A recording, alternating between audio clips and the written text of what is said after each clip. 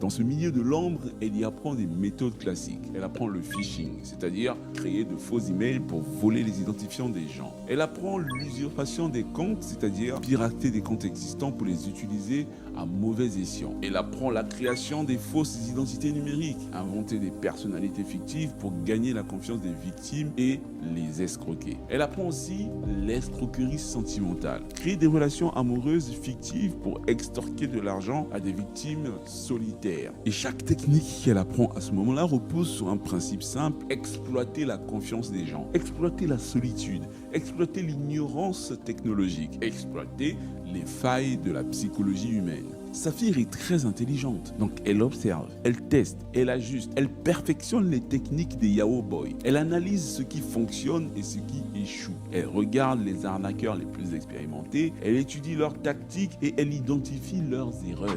Et très vite, elle comprend quelque chose de crucial. Elle comprend que la vraie clé du succès n'est pas technique, c'est la manipulation psychologique. C'est ce que les experts en cybersécurité appellent le social engineering. Elle comprend comment susciter l'empathie chez les gens, elle comprend comment créer le sentiment d'urgence, comment instaurer une relation de dépendance émotionnelle, comment provoquer une réaction impulsive.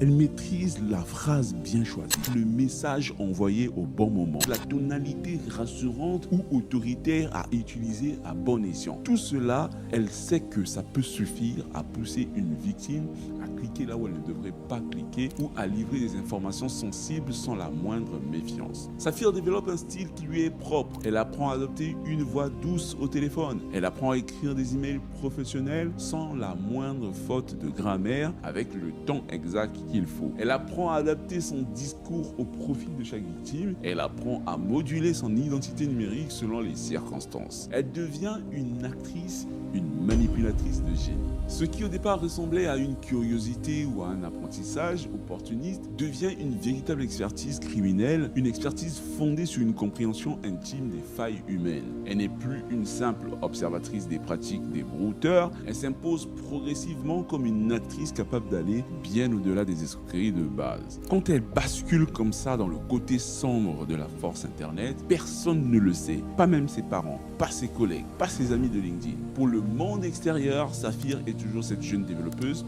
brillante, cette promesse de la tech africaine. Mais en réalité, pendant que personne ne le voit, elle est en train de devenir quelque chose d'autre, quelque chose de bien plus sombre. Et alors que vous croyez que vous avez vraiment découvert Saphir, ce que je vais vous révéler dans la suite va vous montrer son côté sans limite.